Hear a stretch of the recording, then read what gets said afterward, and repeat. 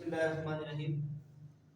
تفسیر غزالی آج ہم نے پڑھنا ہے اولئک علی ھدی من ربہم و اولئک ھم المفلحون۔ یہی لوگ اپنے رب کی طرف سے ہدایت پر ہیں اور یہی لوگ کامیاب ہونے والے ہیں۔ اب پہلے جیسا کہ علامہ غزالی کا طریقہ کار ہے، وہ قرآن پاک کی ہر آیت کی ترکیب کرتے ہیں۔ تو ترکیب کہتے ہیں آپ کا یہ پہلا سوال بھی یہ بنے گا کہ درجہ ذیل آیت کا ماقبل سے ترکیبی تعلق کیا ہے؟ دو طرح ترکیبیں ہیں۔ ایک ترکیب تو یہ ہے کہ اولئک مبتدا علی ھدی من ربہم، یہ خبر مبتدا خبر مل کر جملہ اسمیہ اور جملہ اسمیہ ہو کر مفعول لے، اور پھر اولئک مبتدا ھم المفلحون، یہ تھی خبر مبتدا والی خبر سے مل کر جملہ اسمیہ ہو کر مطلوب لے اپنے مطلوب سے مل کر جملہ مستانفہ، ایک نیا جملہ۔ جملہ مستانفہ کسے کہتے ہیں؟ ایک نیا جملہ۔ دوسری صورت یہ ہے کہ یہ سارا جملہ مستانفہ کو ہم خبر بنا دیں اور اس کا مبتدا بن جائے گا پیچھے الذین یؤمنون بالغیب ویقیمون الصلاۃ ومما رزقناہم ينفقون اولئک علی والذین یؤمنون بما انزل الیک وما انزل من قبلک وبالآخرۃ هم یوقنون۔ یہ اتنا لمبا 4 آیتوں پہ مشتمل ہم مبتدا بنا دیں اور پھر یہ آگے اس کی خبر بنا دیں، تو یہ دونوں طرح جائز ہے۔ یہ ترکیبی تعلق کلیئر ہو گیا؟ جی ہو گیا۔ اب یہاں پہ پہلا سوال یہ ہوا کہ یہاں پہ اولئک کا کیوں لائے؟ اللہ کہہ دیتا المتقین علی ھدی من ربہم، متقی لوگ اپنے رب سے کی طرف سے ہدایت پر ہیں۔ اولئک سے کون مراد ہیں؟ متقین۔ جی متقیوں کی بات ہو رہی ہے جی، جو متقی ہیں ان کے لیے کیا ہے؟ اللہ فرما دیتا تو تھوڑی اب ہو رہی ہے اولئک کی بجائے اللہ کہتا ہے المتقین علی ھدی من ربہم، متقی ہدایت پر ہیں۔ یہ اللہ کہہ دیتا ہم علی ھدی من ربہم، وہ ہدایت پر ہیں۔ نہ یہاں پر اس میں ظاہر المتقین آیا اور نہ یہاں پر ہم آیا، ان دونوں کی جگہ اولئک آ گیا۔ المتقین آ جاتا پھر بھی درست تھا، ہم آ جاتا پھر بھی درست تھا، اولئک آیا پھر یہ بھی درست ہے۔ آخر وجہ کیا ہے کہ اللہ تعالیٰ نے ان دو کو ذکر نہیں کیا، اس کو کیوں ذکر کیا ہے؟ اس کی وجہ یہ بیان کرتے ہیں کہ اس میں اشارہ کے ساتھ جب جملہ لاتے ہیں تو تمام صفات کے ساتھ اشارہ مراد ہوتا ہے۔ جب اولئک لے آئے اس میں اشارہ تو پھر اس سے یہ پتہ چلا کہ وہ جن میں وہ پیچھے ساری خوبیاں کتنی 4 خوبیاں بیان ہوئی تھی نا متقین کی۔ متقین کی پہلی خوبی کیا تھی؟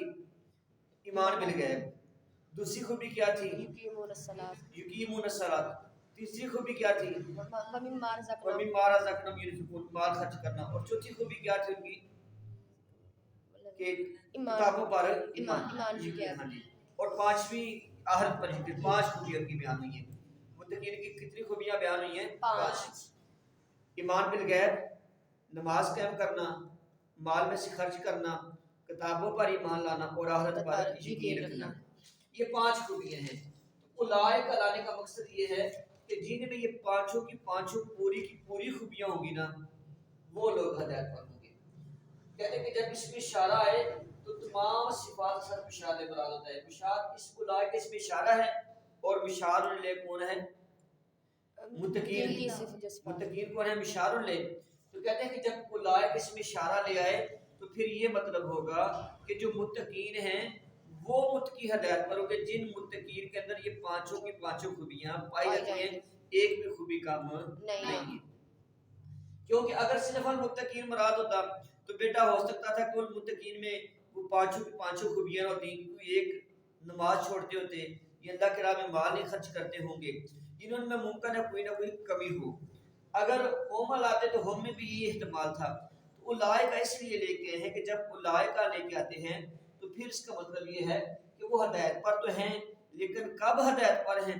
جب ان کے اندر وہ پانچوں کی پانچوں خوبیاں پائی جائے گی تو تب ہدایت پر ہوں گے۔ اگر 5 خوبیوں میں سے ایک خوبی بھی کم ہے تو وہ پوری ہدایت پر، کامل ہدایت پر نہیں ہے۔ کامل ہدایت تبھی ملے گی جب پوری خوبیاں پائی جائیں گی۔ یہ پہلی بات سمجھا گئی ہے۔ اب دوسرا، جب حکم کسی وصف پر مرتب ہو، جب حکم کسی وصف پر مرتب ہو، ان پر کیا حکم لگا ہے؟ ہدایت کا۔ متقین کا حکم، متقین پہ کون سا حکم لگا ہے کہ یہ ہدایت کا ہے؟ متقین پر حکم لگا ہے ہدایت کا۔ اور ہدایت کا حکم کیوں لگا؟ یہ ہدایت کیا ہے؟ وصف ہے۔ یعنی جب کسی وصف کو کسی کا حکم بنایا جائے، جو چیز ہم نے جس پر جو حکم لگایا ہے نا وہ حکم لگانا اس کی کوئی خوبی ہو وصف ہو تو وہ وصف اس کی علت بنتا ہے. وہ لوگ ہدایت پر ہیں. تو ہدایت کا مطلب یہ ہے کہ ہدایت پر تبھی ہیں جب ان کے اندر یہ پیچھے 5 خوبیاں پائی جا رہی. اگر 5 خوبیاں نہ ہوتی تو وہ ہدایت پر نہ ہوتے. تو یہ کہتے ہیں کہ اولئک علی ھدی، اس لیے دیکھیے کہ ان کے اندر یہ جو ہدایت کو حکم لگا ہے نا یہ اسی لیے لگا ہے کہ ان کے اندر یہ 5 خوبیاں پائی جا رہی ہیں. یہ دونوں باتیں سمجھ آ گئی ہیں. پھر سنے بیٹا کہ اعتراض یہ تھا کہ اولئک ہدایت کی یہ جملہ لکھ لیں اس کے نیچے جو میں نے آپ اپنے کاپی پہ کہ جو ہدایت ملی ہے اس کا سبب وہ خوبیاں ہیں. جو ہدایت ملی ہے اس کا سبب کیا ہے؟ وہ خوبیاں ہیں. تو یہ اولئک کا یہ بات بھی اولئک سے پتہ چلی. اولئک کا کہ یہ بتایا کہ جو اس کو ہدایت ملی اس ہدایت کا سبب وہ خوبیاں ہی ہیں. یہ سوال سمجھ آ گیا؟ اب اگلی بات پہ آ جائیں. کہتے ہیں اس میں اشارہ کو مقرر کیوں ذکر کیا؟ یہ دیکھیں نا یہ بھی اولئک کا یہ بھی اولئک. اگر اللہ تعالیٰ یوں فرماتا اولئک علی ھدی من ربہم وهم المفلحون، یہ لوگ ہدایت پر بھی ہیں اور یہ کامیاب بھی ہیں، تو یہ دوبارہ اولئک کا نہ بھی آتا تو پھر بھی جملہ بن جانا تھا. اللہ نے یہاں بھی اولئک کا ذکر کیا یہاں بھی اولئک کا ذکر کیا. تو اس کی وجہ کیا ہے؟ کہتے ہیں کہ 2 مرتبہ اس میں اشارہ لانا اس میں 2 چیزیں ہیں. کہتے ہیں ان مذکورہ صاف سے متصف ہونا ہدایت میں مستحق ہونے کا تقاضا کرتا ہے کہ 2 مرتبہ اولئک کا اس لیے لکھا ہے کہ تاکہ یہ پتہ چلے کہ جب یہ ساری چیزیں پائی جائیں گی تبھی ہدایت کا حقدار ہوگا ورنہ ہدایت کا حقدار نہیں ہوگا. ہدایت تب ملے گی جب مطلب یہ ساری کی ساری صفتیں پائی جائیں گی. اور پھر یہ ہے کہ اس میں یہ بھی مقصد تھا کہ بتانا کہ ہدایت اور مفلحون یہ 2 الگ الگ چیزیں ہیں. ہدایت اور چیز ہے، کامیابی اور چیز ہے. بیٹا ہدایت کا مطلب ہوتا ہے توفیق ملنا اور کامیابی کا مطلب ہے بندہ کام کر لے. لیکن آپ کھانے کی توفیق ملی تو کھانے کی ہدایت کا مطلب کہ آپ کھانا کھا رہی ہیں، اور کامیابی کیا ہے؟ آپ نے کھانا ہضم کر لی ہے، یہ کامیابی ہے. مثال میں نے آپ کو دی ہے. تو کہتے ہیں کہ ہدایت اور کامیابی متقین کو باقی سے ممتاز کرتی ہے. کہ یہ دیکھیں یہ ہدایت اور کامیابی ملی یہ 2 الگ الگ چیزیں ہیں، اور یہ 2 چیزیں جب متقین کے اندر آ جائیں گی تو متقی لوگ سب سے ممتاز ہو جائیں گے. متقی لوگ سب سے ممتاز، چاہے وہ عیسائی ہیں، چاہے یہودی ہیں، چاہے مشرک ہیں، چاہے صحابی ہیں، جس بھی مذہب سے تعلق رکھنے والے ہیں. تو جب دنیا میں ہدایت مل جائے گی آخرت میں کامیابی ہو جائے گی تو یہ باقی ساری مخلوق سے ممتاز ہو جائے گی. یہ 2 بیٹے جو وجوہات بیان کی ہیں. پھر اس کے بعد یہاں میں آ گیا اس کی ترکیبی اس کا اب لغوی تحقیق پہ آ گئی. تیسری قسم کی تفسیر یہاں پہ اللہ ہے. اولئک علی ھدی وہ ہدایت پر ہیں یعنی ہدایت کے اوپر ہیں. بندہ ہدایت کے اوپر کیسے ہو سکتا ہے؟ اس کا جواب یہ دے رہے ہیں. تو متقین ہدایت اور کامیابی پر یوں گامزن ہے کہ گویا ان کو اس پر غلبہ حاصل ہو گیا. یعنی متقین کے بارے میں کہہ رہے ہیں کہ متقین اللہ نے اتنی زیادہ ہدایت دے دی ہے کہ ان کی مثال یوں بن گئی کہ وہ ہدایت پر ہے. جیسے ایک بندہ ایک گھوڑے پہ یوں غالب آ جاتا ہے، گھوڑے کو یوں قابو کر لیتا ہے کہ ہم کہتے ہیں کہ یہ گھوڑے پہ غالب ہے، یہ گھوڑے پر سوار ہو گیا. گھوڑے پر سوار ہونے کا مطلب یہ ہے کہ اس نے گھوڑے کو قابو میں کر لیا ہے. کب قابو کر لیا ہے؟ کہ جب اس نے پوری طرح اس گھوڑے کو کنٹرول میں لے لیا ہو. تو جب متقی جو کامیاب ہو گیا، جب وہ 5 خوبیوں سے متصف ہو گیا تو وہ ہدایت کو یوں قابو کر لیتا ہے، یہ ہدایت کے ساتھ یوں خاص ہو جاتی ہے کہ گویا وہ ہدایت کے اوپر غالب آ گیا ہے. پھر ہدن کو نکرہ لانے کی وجہ کیا ہے؟ اولئک علی ہدن، یہ ہدن میرے بہن یہاں اصل تنوین ہے نا، ہدن میرے بہن یہ لوگ اپنے رب کی طرف سے ہدایت پر ہیں. اولئک علی الہدا کیوں لکھا؟ ہدن نکرہ آیا ہے نا جی، الہدا آ جاتا تو پھر بھی درست تھا. لیکن اولئک علی ہدن الہدا تھا پھر معنی اور ہو جانا تھا، وہ کوئی ایک خاص ہدایت مراد ہونی تھی. لیکن جب ہدن کا ہے تو بیٹا نکرہ کی کئی مطلب وجوہات کی وجہ سے لایا جاتا ہے. بعض کا نکرہ تمیم کسی چیز کو عام کرنے کے لیے لاتے ہیں، اور بعض کا تزییم کسی کی تزییم کو واضح کرنے کے لیے. یہاں پہ جو ہدن میں تنوین ہے یہ تنوین بطور تزییم ہے. کہتے ہیں کہ یہاں پر نکرہ تزییم کے لیے ہے. یعنی متقین کو جو ہدایت ملی ہے وہ معمولی نہیں، بڑی عظمت والی ہدایت ملی ہے، وہ بہت بڑی شے ہے۔ اس کے بعد بیٹا اولئک هم المفلحون، تو اولئک هم المفلحون، اولئک المفلحون ہوتا، مفلحون ہوتا پھر بھی ٹھیک تھا، اولئک مفلحون، اولئک مفلحون، درمیان میں یہ ہم کیوں آیا؟ اولئک وہی لوگ، مفلحون کامیاب ہیں، درمیان میں یہ ہم کیوں لے کے آئے؟ اللہ تعالیٰ نے درمیان میں ہم کا ذکر کیا، اس میں کیا حکمتیں ہیں، کیا فائدہ ہے؟ تو بیٹا اس میں 3 حکمتیں انہوں نے بھی بیان کی ہیں۔ پہلی حکمت یہ بیان کی ہے، کہتے ہیں کہ یہ عام عربی زبان کا قانون ہے، آپ نے یہ نحویر میں، ہدایت اللہ میں، یہ تفسیر اللہ میں یہ لازمی پڑھا ہوگا کہ جب مبتدا معرفت اور خبر نکرہ ہوتی ہے، لیکن اگر خبر معرفہ آ جائے تو مبتدا اور خبر کے درمیان فرق رکھنے کے لیے ضمیر فاصل آتے ہیں۔ اگر درمیان میں یہ ہم نہ لاتے تو یہ مصروف بنتا تھا، یہ صفت بننی تھی، جب ہم آ گیا تو یہ مبتدا بن گیا اور یہ خبر بن گئی۔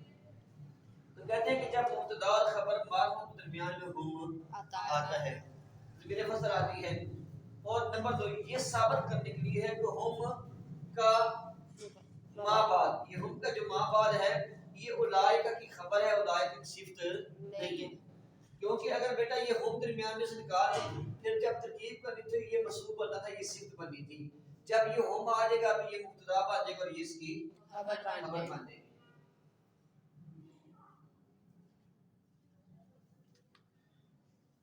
پھر یہ ہے کہ جب مبتدا اور خبر کے درمیان جو نسبت حکمیہ ہے اس میں تکیر پیدا کر دی، اولئک هم المفلحون، اگر اولئک مفلحون ہوتا تو مانا تھا یہ کامیاب ہیں، اگر اولئک هم المفلحون تو اس کا مطلب یہ ہی کامیاب ہیں، یہ کہتے ہیں کہ یہ لوگ ہی ہدایت پر ہیں اور یہ لوگ ہی کامیاب ہیں، یہ جو ہی کا ترجمہ ہے نا یہ ہم کی وجہ سے پیدا ہوا ہے۔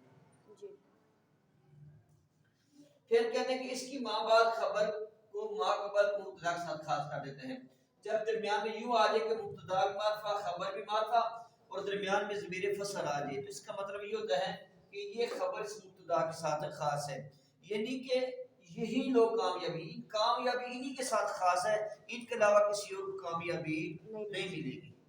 اس کا مطلب کیا ہوگا کہ کامیابی صرف انہی کے لیے ہے، کسی اور کے لیے نہیں ہے۔ یہ بیٹا 3 جملے 4 میں نے آپ کو سمجھا دیے۔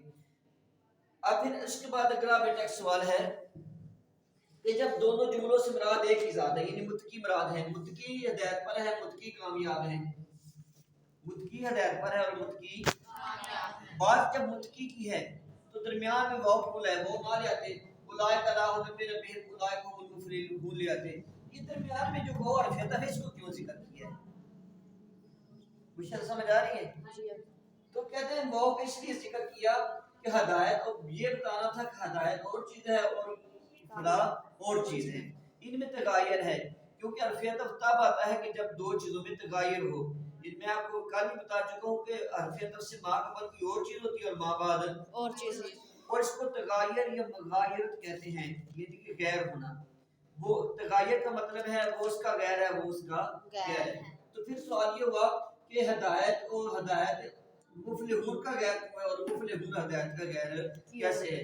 کہتے ہیں 2 وجہ ہے، وجہ یہ ہے کہ ہدایت کا تعلق دنیا سے ہے کہ دنیا میں متقین کو ہدایت ملے گی، اور کامیابی کا تعلق آخرت سے ہے، تو لہذا تغایر ہو گیا، ایک کا تعلق دنیا سے اور ایک کا تعلق آخرت سے۔ دوسرا اس میں کہتے ہیں تغایر یہ ہے کہ ہدایت کا مطلب ہوتا ہے رستہ دکھانا اور فلاح کا مطلب ہوتا ہے کامیابی پالنا۔ اب رستہ دکھانے کو ہم کامیابی نہیں کہتے، دیکھیں بیٹا آپ عالیہ اول میں ہیں تو عالیہ اول میں داخلہ لینا یہ کامیابی نہیں ہے، عالیہ اول کو پاس کرنا یہ کامیابی ہے، تو پتہ چلا کہ داخلہ لینا اور چیز ہے، پاس کرنا اور چیز ہے۔ اب اس لیے بیٹا جب تغایر ہے، ہدایت اور ہے، فلاح اور ہے، اس کا تعلق دنیا سے، اس کا تعلق آخرت سے، وہ رستہ دکھانا یہ منزل مقصود تک پہنچنا، تو لہذا اس لیے درمیان میں حرف عطف وہ آ گیا اور یہ تغایر آ گیا۔ اب اس پہ امام بزاوی نے آخری سوال یہ بنایا ہے، کہتے ہیں کیسے پتہ چلا کہ آخرت کی نعمت متقین کے ساتھ خاص ہیں، متقین کے علاوہ کسی اور کو نہیں ملے گی؟ کہتے ہیں کہ کلام کو اس میں اشارہ پر محمول کیا، ہدایت اور فلاح کے اصول کی نظر بنتا ہے، جب کلام کو اس میں اشارہ پر محمول کر دیا تو یہ پتہ چلا کہ ہدایت اور فلاح کی جو ہے نا ہدایت اور فلاح انہی کے لیے ہے جو متقیوں کے علاوہ کوئی اور ہدایت کامیاب نہیں ہو سکتا۔